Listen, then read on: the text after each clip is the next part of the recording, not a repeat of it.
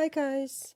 First of all, I'd like to start this video by saying apologies for having some time out. I've had a lot going on with my housing situation, as you guys are probably already aware.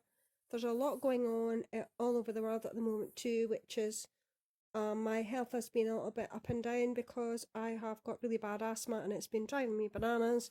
So I've had to take time out for the housing thing and then had to make sure that I was keeping on top of my lung health.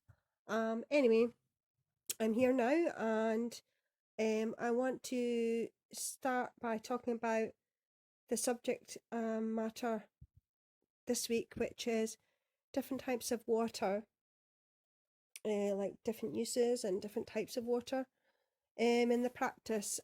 For me, I am a water sign, and water is a huge deal in my practice. I grew up beside the ocean.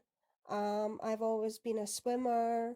I love to use water in my magic, different types of um everything from the rain, storm magic, um ice scrying, like particularly black ice scrying, which is a form of water frozen. Also things like collecting different types of water based on different things I'm doing. Um, I mean, obviously it goes without saying you can get water pretty much anywhere, but for me, I would say like sea witchery, and a lot to do with water and ice are a huge big thing, particularly this past little while. I'm going to try and put in a little clip here of something that I have recently been homing in on, and it is basically using ice in different formations as offerings, particularly ancestrally connected, but also to do very much so with the kayak.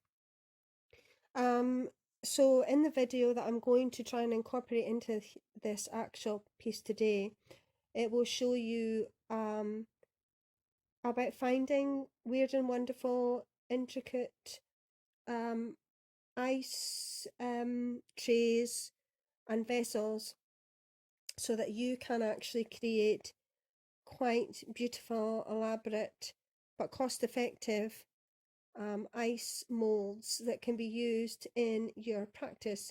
Now, obviously, these can be used for like banishing, they can be used for healing, they can be used for um, offerings of different descriptions. So I have really homed in on this because I don't have a lot of money at times, and this is a very cost effective but quite beautiful way of incorporating water and ice magic into your everyday spellcrafting or your everyday practice. So for me, I have picked up already in some cheap shops but also online different ice molds, certain ones I'm going to be using for my ancestors and my family, and others I have decided to keep solely for the kayak. And these can be used as offerings, so they can be placed in a bowl as the ice mold that you have created. And then obviously you can incorporate anything you want into that water. So you can tint the water with different natural dyes, for example, beet juice. I've used things like that. You can incorporate different herbs and different spices and different blends and even some oils, but not a lot of because it will affect the freezing uh, capacity. Obviously putting things like alcohol in is a no-no too because a lot of spirits, for example, that you're just not going to get them to freeze. So for me, I primarily use naturally wild harvested bits and pieces, so flowers and less robust roots and things like that. And and obviously beet juice, beet powder, which I've used a lot. I use that a lot actually, beet. So with regards to that, um, that is the kind of route I wanted to take with this video. Like I say, I've talked about sea witchery before, and I've talked about the ocean and how important it is to me.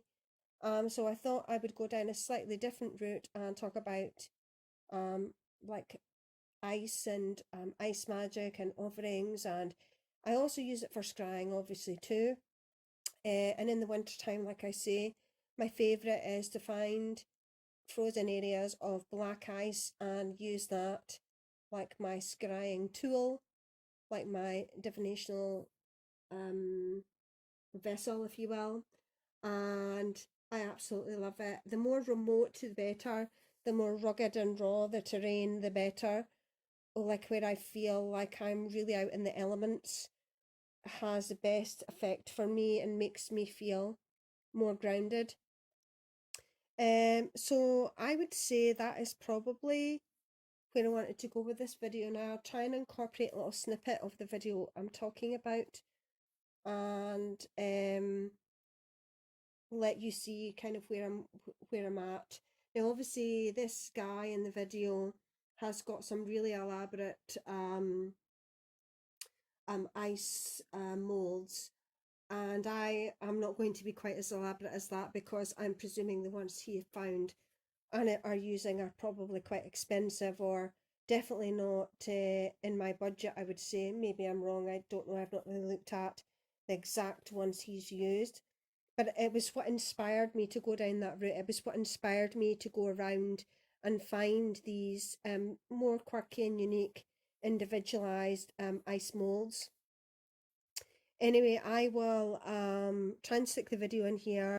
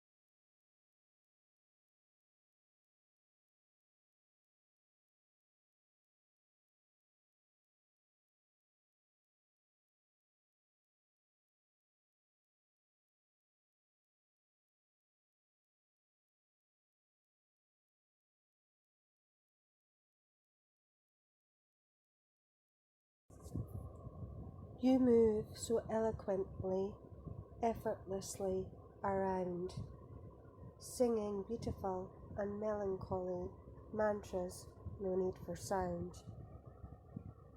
Stalactite free floating tails are your legs.